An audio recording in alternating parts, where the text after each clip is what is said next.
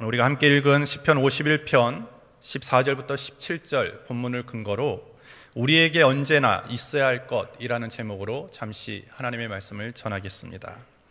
오늘 시편 51편은 여러분들이 잘 알고 있듯이 다윗이 지은 시입니다. 다윗은 늘 하나님 앞에서 순전하고 그리고 흠이 없는 그런 삶을 살기 위해서 노력했던 사람입니다. 그런데 그러한 노력에도 불구하고 다윗은 평생에 두 가지 큰 죄를 하나님 앞에 저지르게 되어집니다. 첫 번째 죄는 뭐냐 하면 그가 왕이 된 다음에 인구조사를 한 것이었습니다. 왕이 돼서 한 나라를 이끌어가기 위해서 인구조사를 한 것이 뭐 그리 하나님 앞에 죄가 되느냐라고 질문할 수 있습니다. 맞습니다. 지극히 행정적이고 정치적인 결정이었기 때문에 그거에 대해서 우리는 죄를 물을 수 없다라고 얘기할 수 있지만 하나님 편에서는 그것이 죄라고 얘기하는 것입니다. 왜냐하면 오늘 다윗은 하나님께 기름을 부음을 받아서 그 나라를 어떻게 이끌어가야 되냐면 하나님을 신뢰하고 하나님을 의뢰하면서 하나님 뜻 안에서 나라를 다스려 가야만 했습니다.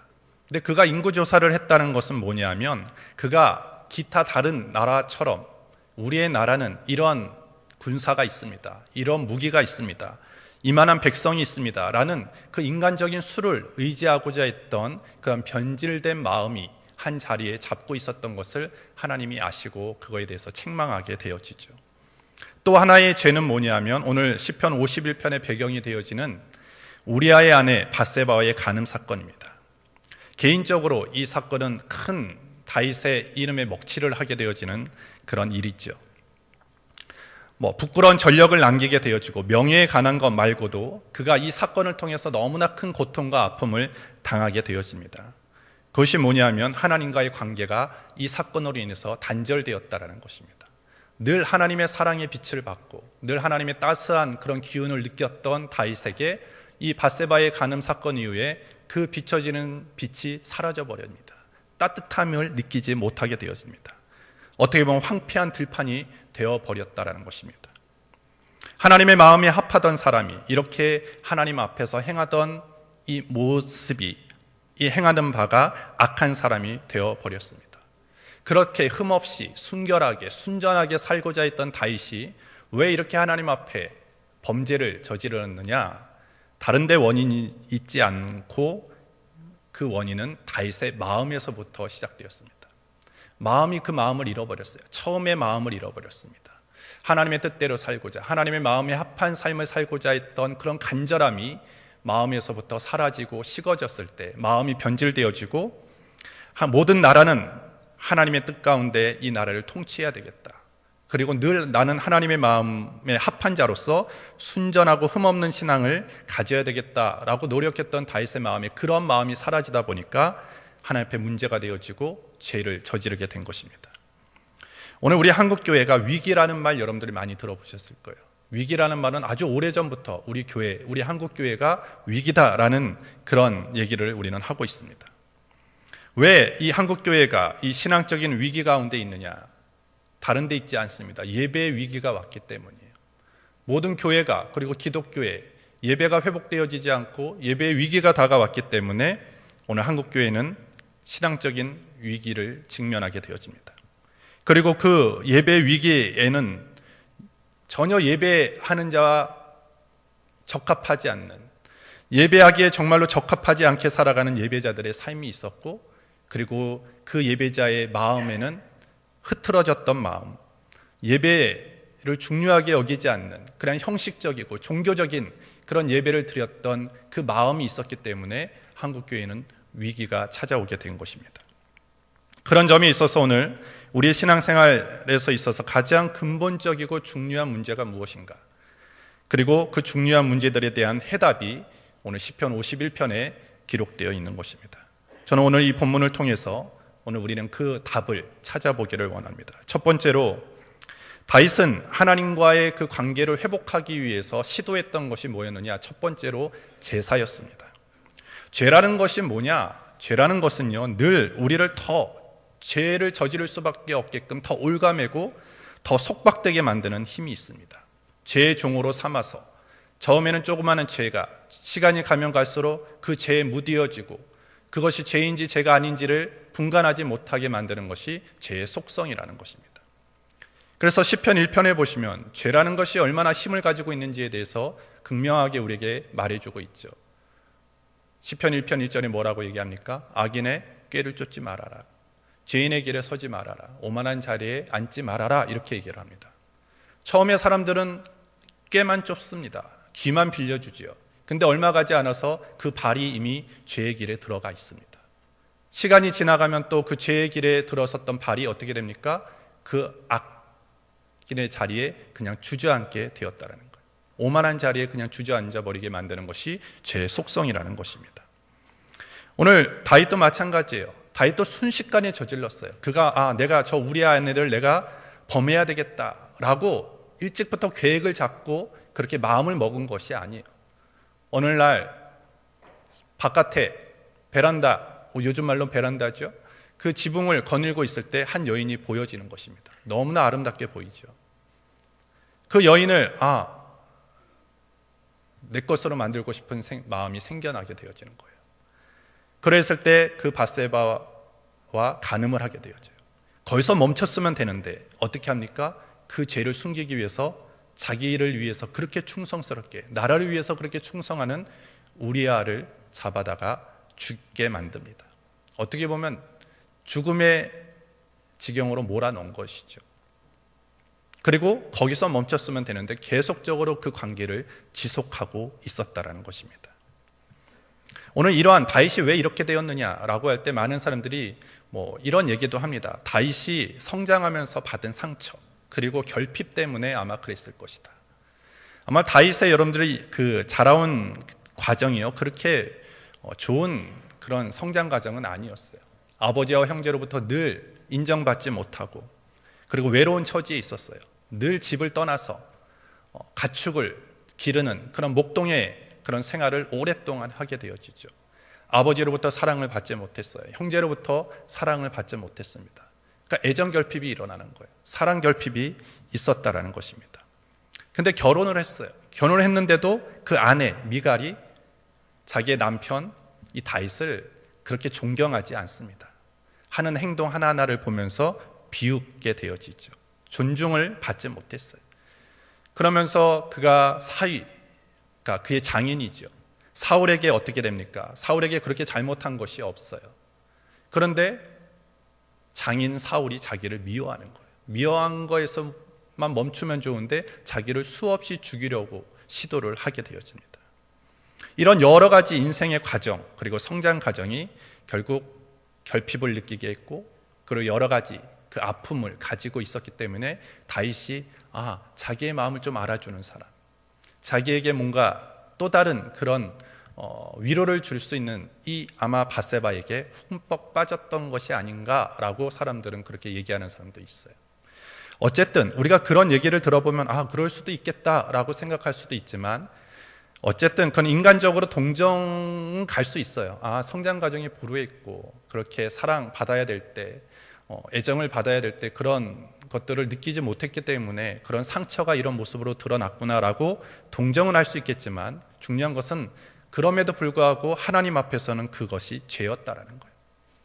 그것이 자기의 성장 과정이 그랬다 할지라도 하나님 앞에서는 그의 사정이 자신의 죄를 정당화할 수 없게 되어지는 것입니다.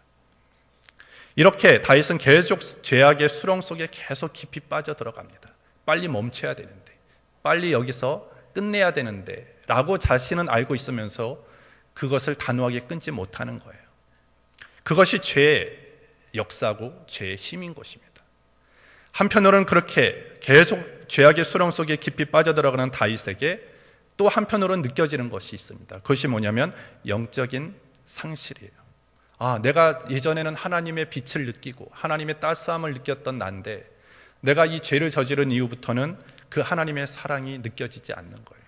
너무나 냉랭하고 감동이 없고 은혜가 임하지 않는 그런 것들을 경험하면서 그때가 너무나 그리운 것입니다. 하나님의 사랑의 빛이 비춰주고 늘 자기를 감싸줬던 그 하나님의 사랑이 너무나 그립게 다가오는 것이죠. 그래서 다윗은 그것을 다시 회복하기 위해서 어떻게 하면 좋을까라고 생각하다가 그가 찾아낸 방법이 뭐냐면 제사였던 것입니다. 제사 당연한 것이죠. 오늘 우리가 구약에 보면 하나님을 만나러 가기 위해서 우리는 어디로 나가야 되냐면 제사로 나가야 되는 거예요. 즉 예배죠. 그 당시에 모든 사람들이 그렇게 동의했을 것입니다. 하나님을 만나려면, 하나님과의 관계를 회복하기 위해서는 우리 안에 뭐가 회복돼야 되느냐? 제사가 회복돼야 되고 제사가 드려져야 된다라고 얘기했을 거예요. 그래서 다윗도 당연히 마찬가지로 자기가 범죄했기 때문에, 그 죄로 인해서 하나님과의 관계가 단절되었기 때문에 자기도 알고 있었고 누구나 그렇게 얘기하는 제사의 방법을 가지고 그 깨어진 하나님과의 관계를 회복하기 위해서 시도하기 시작했습니다. 근데 문제는 뭐냐면 그 영적인 단절을 해결하려고 노력하면 할수록, 제사를 통해서 노력하면 노력할수록 하나님으로부터 오는 반응이 있어요. 그것이 뭐냐면 아주 거절감이에요. 차가운 거절감이 다윗에게 계속 느껴지는 것입니다. 자신의 죄의 문제를 아주 간단하게 해결할 수 있을 거라고 생각했던 이 제사가 드리면 드릴수록, 제사를 하면 할수록 철저하게 이 제사가 실패했구나, 하나님과의 관계가 여전히 회복되지 않았구나라는 그 거절감을 계속 다윗은 느끼게 되었습니다. 그러면서 오늘 51편 16절에 뭐라고 얘기합니까? 주는 제사를 즐겨 아니하시나니 그렇지 않으면 내가 드렸을 것이라. 주는 번제를 기뻐 아니하시나이다. 하나님께서 제사를 즐겨 하시지 않는 것 같다라는 거예요. 만약에 하나님이 제사를 즐겨 하실 것 같으면 나는 이 제사를 멈추지 않았을 것이다, 계속 제사를 드렸을 것이다 라고 얘기를 하는 것입니다. 아마 다윗은 당황했을 거예요. 내가 예배를 드리면, 내가 제사를 드리면 당연히 그 깨어졌던 관계가 속히 회복될 것이라고 예측하고 그리고 그렇게 행했는데 전혀 자기의 생각과는 다른 현상이 일어나기 시작했습니다. 아마 또 이런 얘기를 들은 그 당시의 제사장 그리고 백성들 깜짝 놀랐겠죠. 왜냐하면 그 당시에는 모든 것이 제사 중심이었고 또 제사가 이루어지는 성전 중심이었어요. 성전하면 제사가 생각나고, 그리고 제사를 만나면 하나님을 만날 수 있고, 하나님을 만나면 다시 그 관계가 어떤 관계든지 회복될 수 있다라고 생각했고, 그렇기 때문에 하나님은 제사를 즐겨 하신다, 제사를 기뻐하신다라고 생각했던 그 사람들의 생각이 완전히 깨어지고 있다는 것입니다. 그러면서 다윗이 오늘 한 가지를 철저하게 깨닫습니다. 하나님은 제사를 원하지 않는구나, 하나님은 예배를 원하지 않는구나, 그것을 깨닫게 되었습니다. 우리가 제사를 드린다고, 예배를 드린다고 그 깨어진 관계가 저절로 회복되어지는 것은 아니었구나라는 것을 그가 깨닫게 되었습니다. 그러면서 그가 영적인 회복을 할 수 있는 계기가 생겨나게 되어져요. 그것이 뭐냐면 오늘 51편 위에 1절 바로 위에 보면 아주 작은 글씨로 표제라고 얘기를 하는데 이렇게 되어 있죠. 다윗의 시 영장으로 한 노래, 다윗이 밧세바와 동침한 후 선지자 나단이 저에게 온 때에, 이렇게 되어 있습니다. 오늘 51편은 나단 선지자의 책망의 말을 들은 다음에 다윗이 기록했던 시입니다. 오늘 어떻게 보면 다윗은 하나님을 버렸어요. 그죠? 하나님 앞에 범죄하고 악을 행했다라는 것은 어떻게 보면 하나님을 떠났고 하나님을 버린 것과 같습니다. 그런데 다윗은 하나님을 버렸지만 하나님은 여전히 다윗을 버리지 않았다는 거예요. 그러면서 하나님께서는 나단 선지자를 다윗에게 보내시죠. 그리고 전할 말을 가르쳐 주십니다. 그 얘기가 사무엘하 12장 7절부터 12절에 있어요. 여러분들 나중에 집에 가셔서 한번 찾아보시고요. 제가 조금만 읽어드리면 이렇게 나단 선지자가 밧세바 동침한 후에 책망하는 하나님의 말씀이 이렇게 기록되어 있습니다. 내가 너로 이스라엘 왕을 삼기 위하여 내게 기름을 붓고 너를 사울의 손에서 구원하고 내 주인의 집을 내게 주고 내 주인의 처들을 내 품에 주고 이스라엘과 유다 족속을 내게 맡겼느니라. 만일 그것이 부족하였을 것 같으면 내가 내게 이것저것을 더 주었으리라. 그러한데 어찌하여 내가 여호와의 말씀을 업신여기고 나 보기에 악을 행하였느뇨. 내가 칼로 햇사람 우리아를 죽이되 암몬 자손의 칼로 죽이고 그 철을 빼앗아 내 철을 삼았도다. 이제 내가 나를 업신여기며 햇사람 우리아의 철을 빼앗아 내 철을 삼았은즉 칼이 내 집에서 영영이 떠나지 아니하리라 하였고 너는 은밀히 행하였으나 나는 이스라엘 무리와 백주의 일을 행하리라 라고 나단 선지자를 통해서 책망하셨습니다. 그때까지는 잘 몰랐어요. 내가 뭘 진짜 잘못했는지, 내가 뭘 그렇게 큰 죄를 저질렀는지를 잘 몰랐어요. 그냥 제사만 드리면 될 줄 알았던 이 다윗에게 나단 선지자가 나타나서 하나님이 전하라고 한 말씀을 그대로 전하는 거예요. 하나님 뭐라고 말씀하십니까? 내가 너에게 안 준 것이 뭐냐? 나라도 줬고 모든 것 부족함이 없게끔 다 주었는데 너는 왜 그것을 만족하지 못하고 왜 너에게 충성했던 우리아를 죽게 하고 그리고 그 우리아의 아내를 왜 빼앗았느냐? 왜 너의 처를 삼아 버렸느냐라고 책망하고 있다는 거예요. 그 하나님의 말씀의 지적 앞에 그때 다윗이 깨닫기 시작합니다. 아, 내가 정말로 큰 죄를 저질렀습니다. 내가 정말로 하나님 앞에 큰 죄를 저질렀습니다 라는 것을 깨닫게 되어져요. 그때부터 깨어졌던 하나님과의 관계가 회복되기 시작합니다. 그러면서 시편 51편 10절부터 12절에 보면 이렇게 그가 하나님 앞에 간절히 기도합니다. 하나님이여 내 속에 정한 마음을 창조하시고 내 안에 정직한 영을 새롭게 하소서. 나를 주 앞에서 쫓아내지 마시고 주의 성신을 내게서 거두지 마소서. 주의 구원의 즐거움을 내게 회복시키시고 자원하는 심령을 주사 나를 붙드소서라고 얘기합니다. 이제까지 제사를 드릴 때 자기의 잘못의 고백이 없었어요. 뭘 잘못했는지도 모르고 그냥 제사로만 그 부분을 해결하려고 했던 다윗이 하나님의 말씀 앞에 서니까 그가 뭘 잘못했고 하나님 앞에 뭘 범죄했는지에 대해서 그대로 드러나게 되어지는 거예요. 그러면서 하나님 앞에 뭘 구합니까? 하나님 내 마음을 정하게 해달라고 기도하기 시작합니다. 정직한 영을 나에게 부어달라고 기도하기 시작합니다. 이 일로 인해서 하나님의 영이 떠나지 않기를 내가 간절히 원합니다라고 기도하고 있는 것입니다. 따라서 여러분들 오늘 우리가 예배를 드릴 때 중요한 것이 있어요. 그것은 뭐냐면 나의 존재에 대해서 솔직하게 나아가야 되는 겁니다. 그 모습이 없다면 하나님 앞에 이런 회개함이 없는 예배라면 그 예배는 계속 하나님으로부터 거절당하는 예배일 수밖에 없는 것입니다. 제가 여러분들한테 한번 말씀드린 적이 있는지 모르지만 예배를 우리는 어떻게 얘기하죠? 예배를 드렸다 이런 얘기를 해요. 예배를 드렸다. 그러면 예배를 드린 사람이 있다면 예배를 받는 주체가 있어야 됩니다. 그죠? 우리는 예배를 드리는 사람들이에요. 그러면 우리의 예배를 받으시는 분이 누구입니까? 하나님이에요. 그러면 여러분들은 오늘 이 3시에 우리 젊은이 예배를 잘 드리고 여러분들이 집으로 돌아가면서 아, 나는 예배를 드렸어 라고 생각하고 갈 거예요. 나는 드렸는데 내가 드린 예배를 하나님이 난 안 받았어 이렇게 얘기하시면 어떡할 거예요? 그죠? 우리는 드렸는데 하나님이 나는 네가 드린 거 안 받았어 이렇게 말씀하실 수도 있다라는 거예요. 그죠? 오늘 다윗은 그것을 경험한 사람이에요. 자기는 최선을 다해서 어떻게든 제사의 통로를 가지고 하나님과의 관계를 회복하려고 계속 시도를 했어요. 근데 그가 점점 그 시도를 하면 할수록 마음 가운데 오는 것은 아, 하나님이 내 예배를 받지 않았구나. 하나님이 내 제사를 지금 원하지 않는구나 라는 것을 계속 깨닫게 되어집니다. 우리가 이런 예배가 되지 않기 위해서는 우리는 어떻게 되느냐? 날마다 하나님의 말씀 앞에 내가 서 있어야 된다는 거예요. 하나님 말씀 앞에 서 있을 때만이 내가 어떤 존재라는 것을 우리는 알게 되어지는 것입니다. 여러분들 오늘 이 예배에 온 우리 모든 청년들이 여기 와서 그냥 1시간 반 앉아 있고 가는 것이 예배가 아니에요. 주보 갖고 가는 것이 예배가 아니라 정말로 내가 이 말씀 앞에서 나를 계속 정직하게 들여다봐야 되는 거예요.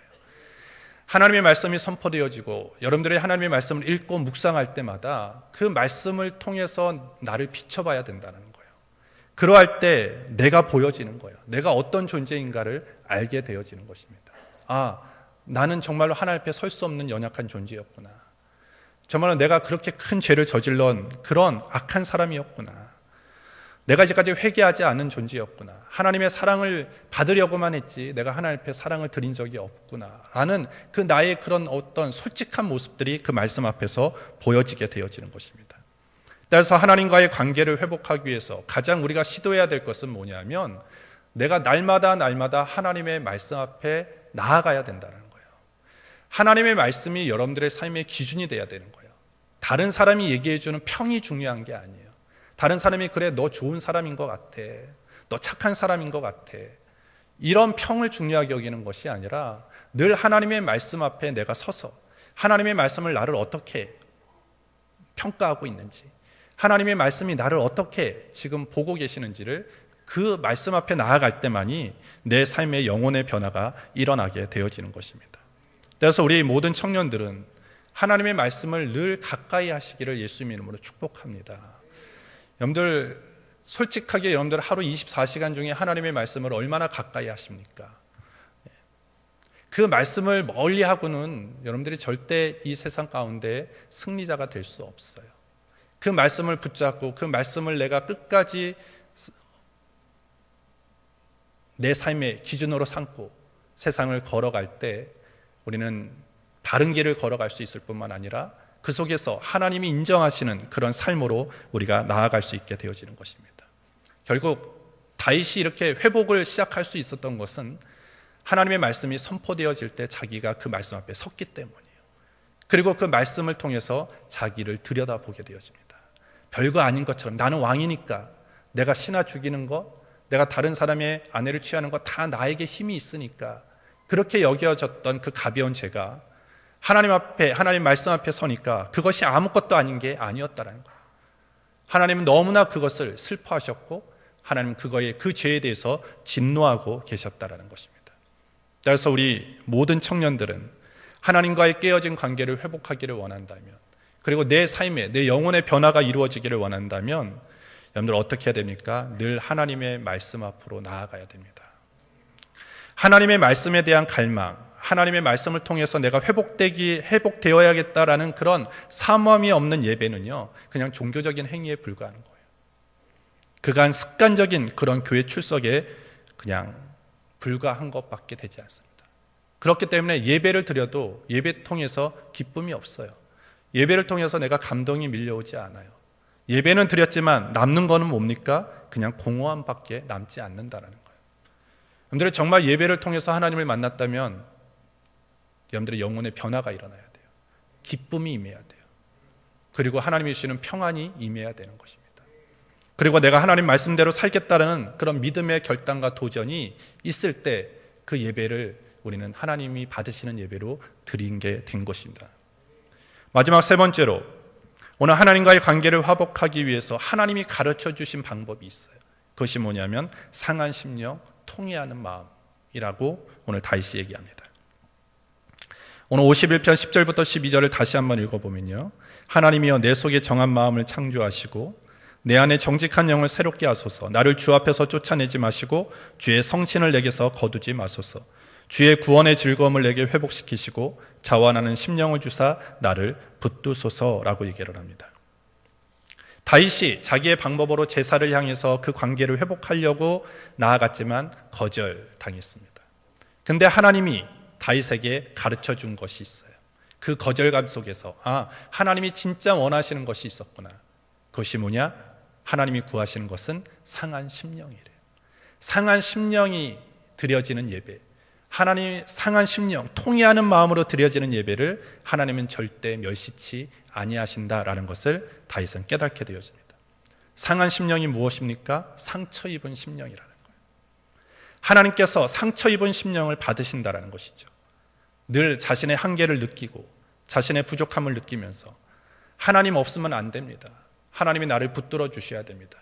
하나님을 떠난 인생은 결코 따뜻한 인생이 될 수 없습니다. 황폐한 그런 들판과 같은 인생이 될 수밖에 없다라는 것을 발견하고 그것을 고백하는 마음이 상처 입은 심령이라는 것입니다. 따라서 오늘 우리가 하나님을 정말로 만나기를 원한다면 이런 마음을 가지고 하나님 앞에 나와야 돼요. 그런데 오늘 예배에 어떤 마음을 가지고 나오셨나요? 정말 그런 마음을 준비해 갖고 오셨나요? 이런 마음을 준비해 오셔야 되는 거예요. 그래야지 오늘 예배 속에서 주님을 만나게 되어지고 우리의 흐트러졌던 우리의 신앙과 우리의 영혼이 질서 있는 그런 신앙으로 바뀌어지고 그 속에서 하나님을 만나게 되어지는 것입니다. 따라서 오늘 우리에게 가장 필요한 것, 우리에게 늘 언제나 있어야 될 것은 뭐냐? 이러한 마음이라는 거예요. 통회하는 마음, 상한 심령이 우리 안에 늘 있어야 되는 것입니다. 근데 사람들은 자꾸 내 죄악의 모습을 감춰버려요. 그것을 드러내려고 하지 않아요. 또 감추고 또 감추면서 아주 형식적으로 교회 생활하면서 열심히 봉사하고 열심히 헌신하고 열심히 모든 교회 일에 빠짐없이 참석하는 것으로 내 어떤 죄악의 모습들을 자꾸 감추려고 한다는 거예요. 근데 하나님은 그것을 원하시는 것이 아니에요. 하나님이 정말 원하시는 것은 열심히 뛰어다니지 않아도 좋다라는 거예요. 정말로 정말 내가 기뻐하는 이 상한 심령을 회복했으면 좋겠다. 통회하는 마음을 다시 회복했으면 좋겠다. 오늘 하나님께서 그것을 우리에게 말씀하시는 것입니다. 그런 마음이 있을 때, 그런 마음을 가지고 하나님 앞에 예배하는 자가 하나님의 용서의 은혜를 경험하게 되어져요. 하나님의 용서를 경험한 자는 자유할 수 있어요. 죄의 속박을 끊어버릴 수 있어요. 죄의 힘에서 내가 절대 밀리지 않게 되어지는 것입니다. 예수님이 이렇게 말씀하셨어요. 심령이 가난한 자가 복이 있다. 천국이 저희 것이며. 천국이 누구 것입니까? 심령이 가난한 자가 천국을 소유하게 된다라고 얘기합니다. 오늘 예수님 당시의 시대를 우리가 생각해 보면 스스로 의롭다라고 생각했던 바리새인들, 천국을 소유하지 못했습니다. 나는 종교 생활 열심히 하고 있다는 종교 지도자들, 하나님의 나라의 주인이 되지 못했습니다. 정작 하나님의 나라의 주인공은 누구였어요? 심령이 가난한 자, 죄인, 세리, 아무도 눈여겨보지 않는, 스스로가 나는 죄인이고 나는 누구 앞에 나아갈 수 없는 존재라는 것을 인정할 수밖에 없는 사람들이 결국 하나님의 나라의 주인이 되게 되었다는 것이죠. 따라서 오늘 우리에게 다시 회복돼야 될 것이 있어요. 그것이 뭐냐면 상한 심령입니다. 하나님, 내가 주님 없으면 아무것도 할 수 없습니다. 나는 연약한 존재입니다. 나는 부족한 존재입니다. 나는 죄를 저지를 수밖에 없는 그런 연약한 존재입니다.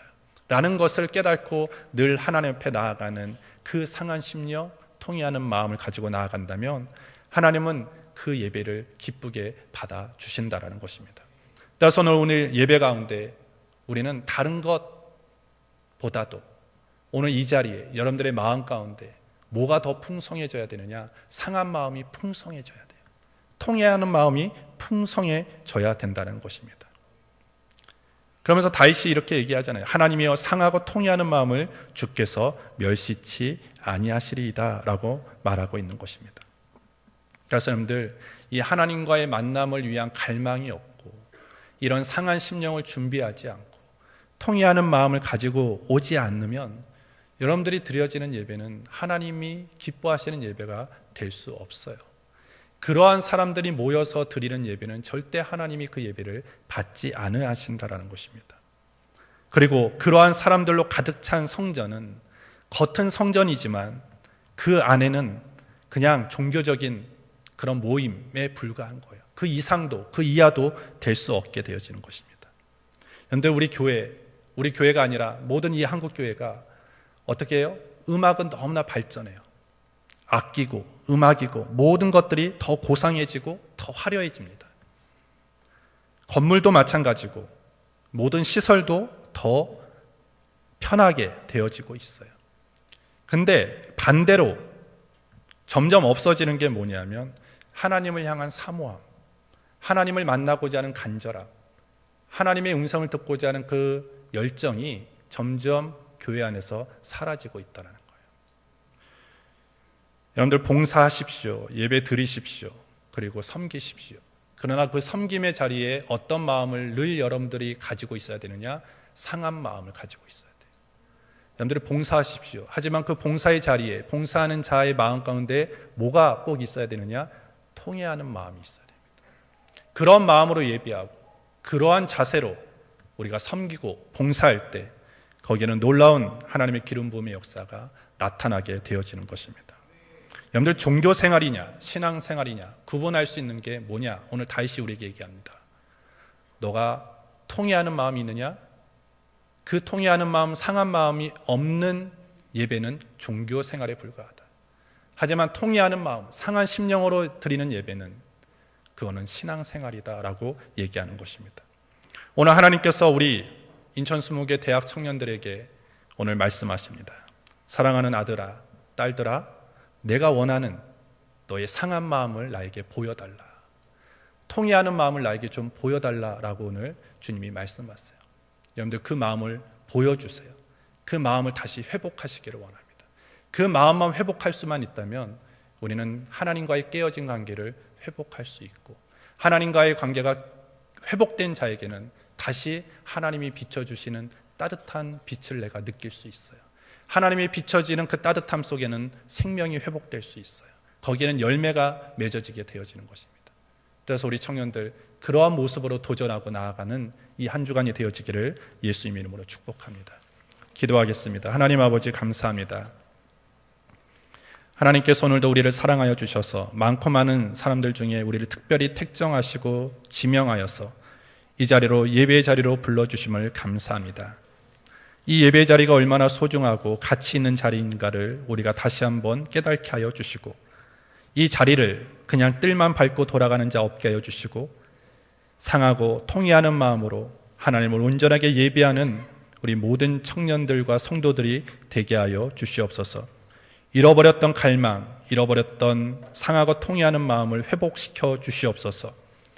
오늘 하나님은 많은 재물보다 하나님을 간절히 찾는 그 하나님의 용서의 은혜를 갈망하는 진실한 심령을 원하신다고 말씀하셨습니다. 오늘 그 마음과 그 심령을 회복할 수 있는 시간 되어질 수 있도록 인도하여 주시옵소서. 예수님의 이름으로 기도하옵나이다. 아멘.